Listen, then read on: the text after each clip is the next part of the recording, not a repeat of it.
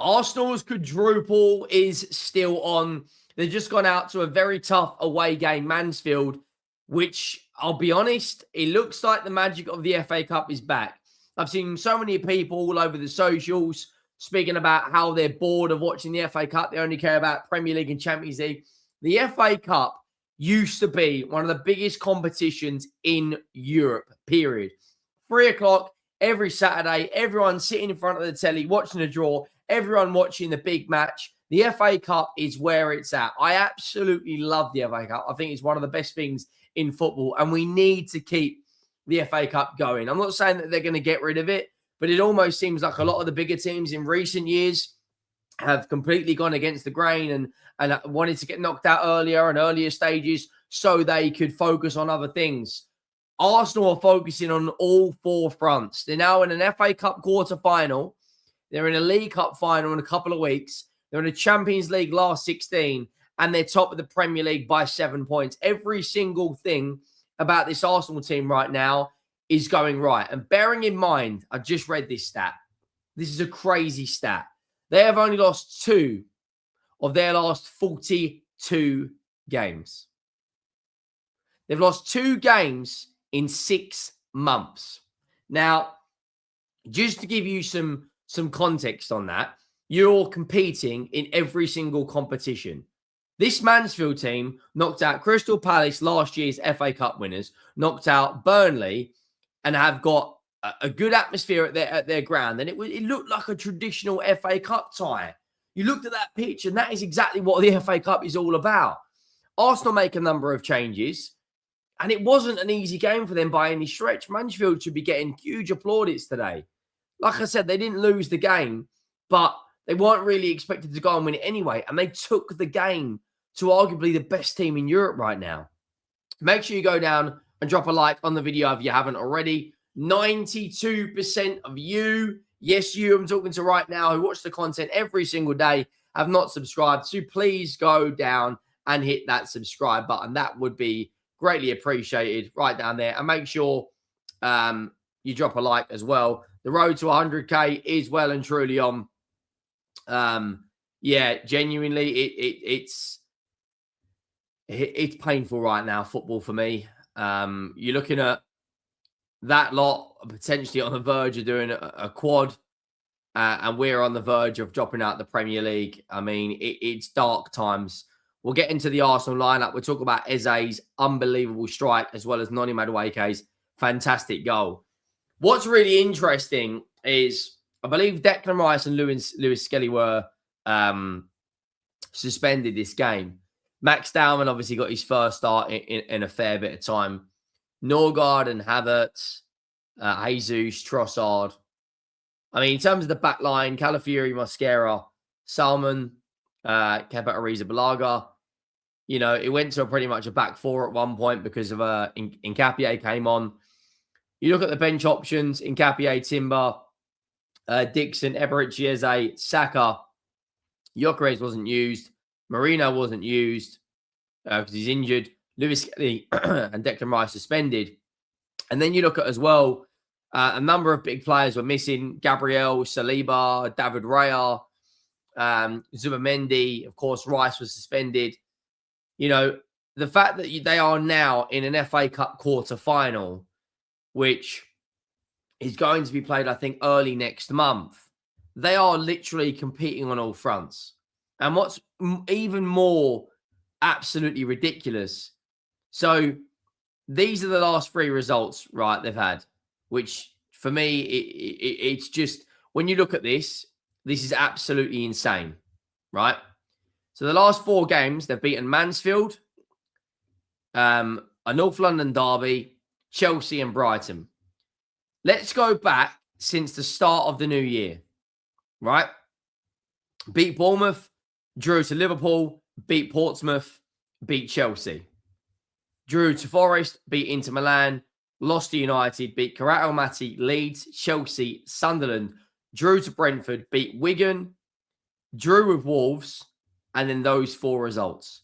When you look at their running between now and this cup final, I've been saying this for a fair bit of time. I'll get onto the game in a couple of minutes.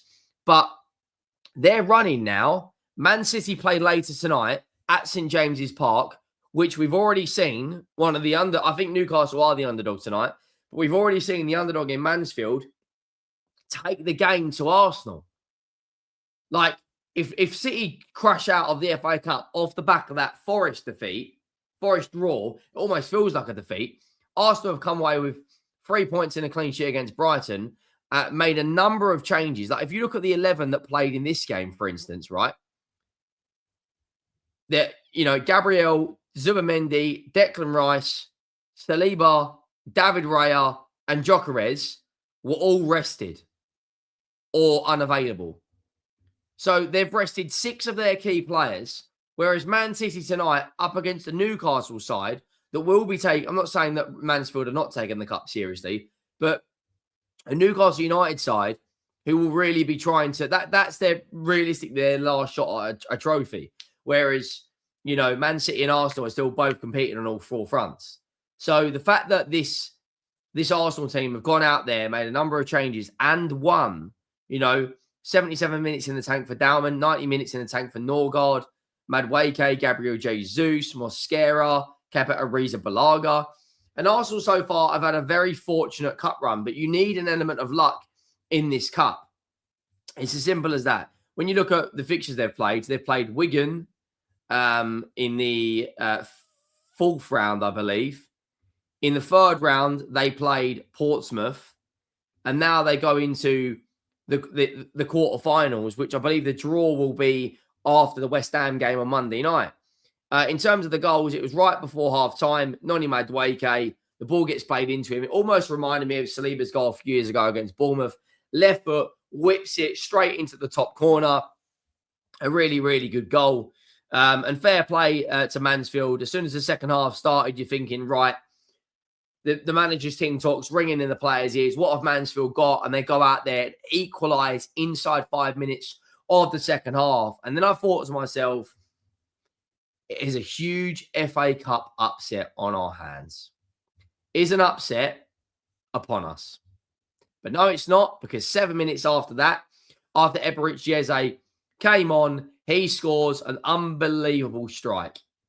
Like, stunning strike. That was pretty much that. Ball gets played in from Norgard, takes it with his left, rifles it with his right, straight into the roof of the net. And when you look at the match stats, as I said, Mansfield Town should be coming away from that game very, very, very proud of their efforts. To have just under 2 XG against Arsenal with 18 shots on goal, 5 shots on target, and 1 big chance created with...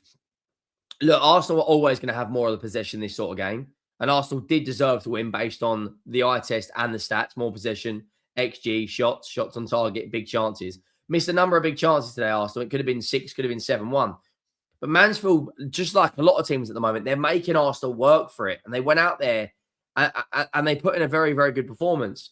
Like I said, in terms of what this means going forward for Arsenal now, they will, massively change things going into this Bayer Leverkusen team. If you look at the Bayer Leverkusen game that's going to be taking place on Wednesday, that is the predicted 11. So it's a number of changes compared to the team that played today. And I actually believe Bayer Leverkusen also play today at 2:30, which is literally going to be in about 5-10 minutes time. And then they've got Arsenal at home on Wednesday night, and then they play Bayern Munich, and then they've got, so like even things like this, right? Even things like this, the fact that they've got to play Bayern Munich slap bang in the middle of their Champions League tie just goes in Arsenal's favour. And right now it feels like Arsenal have the potential to go on and do something absolutely ridiculous this season. That Bayern Munich game, like, I think Arsenal have got Everton at home. That's absolutely insane. Everything right now seems to be going their way. And look, you have to create your own luck when you're in these sort of positions. They've won 4 of their last 5 games, and the meltdown they had after that Wolves game when everyone was going ballistic, everyone was doing their nut. It almost seems like now, what was the fuss about? Admittedly, they haven't kept too many clean sheets in there, and that is something that Arteta will want to improve on. But when you look at these fixtures, They've got three games before now in the cup final, which is Bayer Leverkusen, Everton at home, Bayer Leverkusen again, and then the cup final. So it's a huge 14 days or so until the cup final. I believe they go out and they'll put 2 goals, probably in a clean sheet past Bayer Leverkusen away. I don't think they'll be at the level to go out there and beat this Arsenal side. And then it will be about the Everton game, which is on Saturday. And bearing in mind, when you look at what City have got to do, so City play tonight against Newcastle at 8 p.m., which we will be covering. And then they play Real Madrid at 8 p.m. And then they play West Ham at 8 p.m. And then they play Real Madrid at 8 p.m. So every single game now, that West Ham game and Newcastle game are going to be really, really tough for City. And if they lose to Newcastle, then you're going out to the Bernabeu. And Vinny Jr. is already trying to rally the troops, saying, this is what we want to do. We want to go out there. We want to, we want to really compete on all fronts. We want to try and do something this season. And the fact that Real Madrid played yesterday, and they won yesterday 2-1 against Celta Vigo. Valverde scored in the 94th minute and then runs and hugs his manager. It's an extra a couple more days rest going into, the huge Champions League game. Just little things like this, which aren't massive things, but in the grand scheme of things, could be the difference between you winning and losing trophies. Like, the margins are so fine. They really, really are. Let me know your thoughts down below. Make sure you go down and drop a like if you haven't already. For me, Arsenal, they're the favourites for all 4 of the competitions, for me. Drop a like, hit that subscribe button, and I'll see you next time. I'm out.